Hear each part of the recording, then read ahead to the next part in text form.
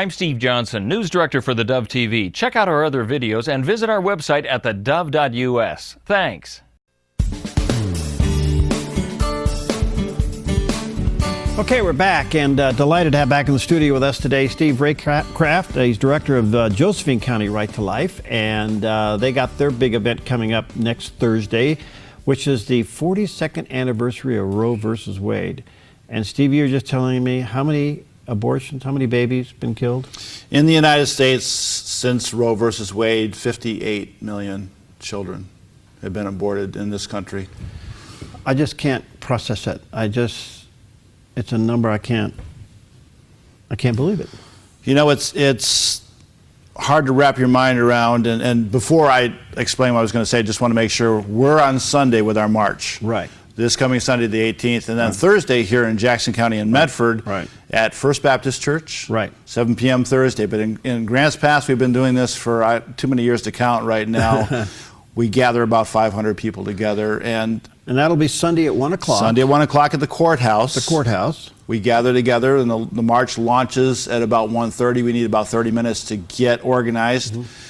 We have 2 lanes of the 3 lanes on 6th Street that are cordoned off for us to march from there down 6th Street across the bridge into Riverside Park. Those people that are not able to march for whatever reason will be down at the park waiting for us.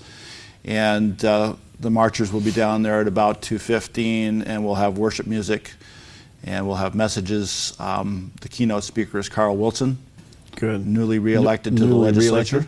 Yes. And very passionate. I can't tell you, of course, how's Myrna doing? She's a sweetheart. You know, Myrna is a warrior. She's a definition of warrior. Yeah. She's doing well. It's an honor and privilege for me to help her out with this. I've come alongside of her over the years, and she continues to spearhead this. She does more work than you can possibly imagine.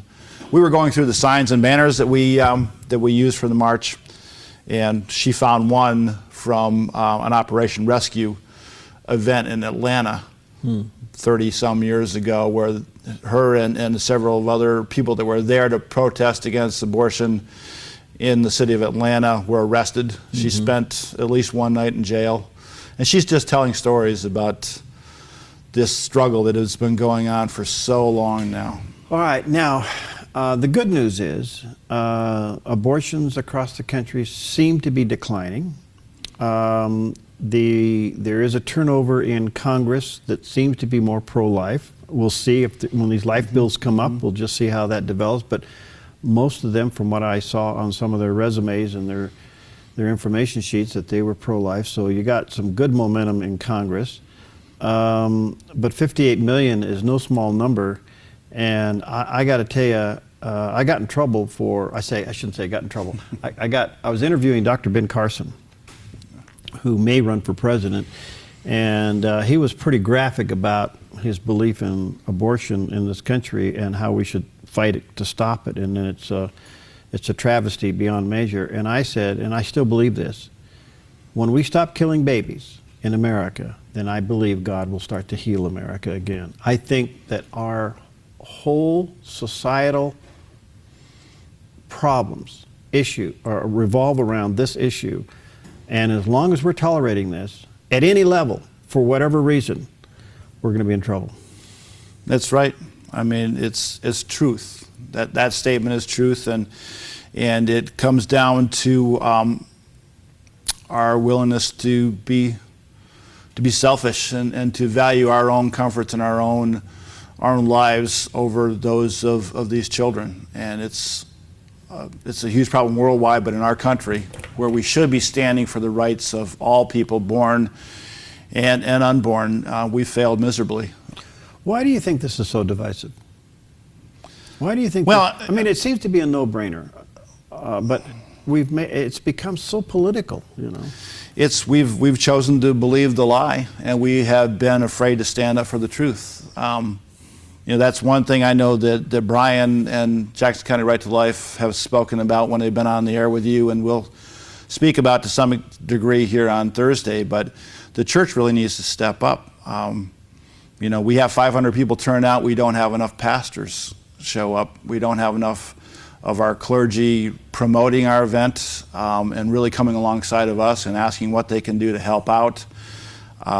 We get some level of cooperation. We do have some pastors show up, but the churches should be out. The pastors should be out pushing and promoting and really putting a spotlight on this issue. It shouldn't be relegated even to one Sunday a year. Yeah, I think we've allowed it, of all the things that God created, you think about it, the universe, the earth, and all of its majesty and all the things, but there's only one thing that he created in his own likeness and image, and that's human beings.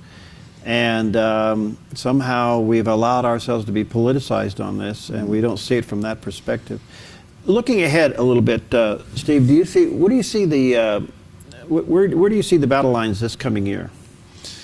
Well, looking ahead, just to focus on that, the other thing that's on my heart is the fact that a lot of my generation now who have picked up the banner and have marched, so to speak, on this issue and have been really working diligently to see change happen. We're getting older now. We really need to see that next generation step up. And so that's going to be huge. I know the hearts are there. I know that that the younger generation is really can see this issue for what it is, but how they plug in and how they pick up the banner themselves and take on this issue is going to be huge. All right, let me just say before we run out of time here, there's two events, but the first one is this Sunday. This Sunday. And that's when the Josephine County Right to Life will be having their annual march and rally in the park. And you'll be meeting at 1 o'clock down there at the Josephine County Courthouse. It's always a great event. Rain or shine. And I'll put the challenge out there. It looks like the weather's going to be miserable. Yeah. God has blessed us most years with decent weather and sometimes spectacular weather and made a hole in the weather forecast for us. But if it's nasty and miserable, come out and dedicate that sacrifice, that small sacrifice to being out there in the miserable weather. And just come and gather with us and pray and make the rally and the march. It all starts at 1 at the courthouse. They'll go down across over the river, and then at the Riverside Park, they'll have the rally down there. Say hi to Carl Wilson for us. He got newly reelected back into the legislature. It's great to see that. One of the frustrations this past year, Steve, was that we couldn't rally the signatures to stop the taxpayer-paid abortions in the state of Oregon. And I think if I remember the statistics right, where our dollars are paying for 8 abortions a day roughly in this state, which is, it's just absurd. I mean, I don't know why we're not outraged by that. And that was very frustrating and disappointing because a lot of churches wouldn't allow the petitions to be signed in their foyer and all this and that. First of all, are we going to take another run at that? And secondly, do you think we're going to learn anything from this one? Well, we're always learning. Hopefully, God willing. I don't know if we're going to be doing another run at it. That's going to be a decision made by other folks. And the people that drove this issue the last 2 times put in a tremendous amount of work. And they were encouraged by the support, but the support was a fraction of what it should have been, like you were saying. We didn't really have the church stepping up and really getting behind the entire question and helping promote it, because it should have been on the ballot this time around. It should have been something that was right there for us to vote on this last election. There seems to be a potential in Congress to revisit this issue, especially with the turnover in the House and the Senate. What do you think that may look like? Well, I've got a couple of pieces here where there's a fetal pain bill that's going to be addressed, apparently. Also, there was a piece of legislation having to do with a ban on dismemberment abortions and really focusing on the cruelty of the Abortion Act itself and addressing that issue through legislation. And the defunding of Planned Parenthood is also on the agenda. So there's several very key items that could be coming up and most likely will, based on the fact that there's enough pro-life support in our Congress right now. So, fetal pain, what's the other one? Dismemberment abortion. Dismemberment abortion. I did not know that was a possibility. You think that would be a no-brainer? It is. I mean, that defines abortion, in a majority of the cases. And it's because people don't think about what happens in an abortion that this is so revolutionary in terms of the type of legislation that it might represent. We'll find out. But that and the defunding of Planned Parenthood. Which is huge. It's millions of dollars. $500,000 or $500 million, $500 million a year goes to them, taxpayer money, to support their efforts in something that it's obvious that and they hurts the heart of our Lord. And they are the #1 abortion provider in the world. By far. Yeah.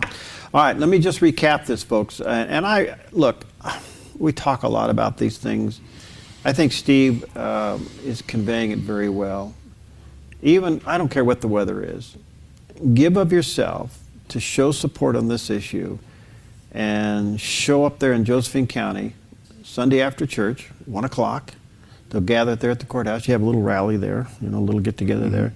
And the march is just phenomenal. You guys block off those lanes, you cross down over the 500 people is a considerable number of people to gather together in one spot. I've always thought it would be great if we had 2 or 3 times that number. Yeah. I want to challenge the men out there to skip the football games or DVR them, record them, and watch them later. We need to see men out there.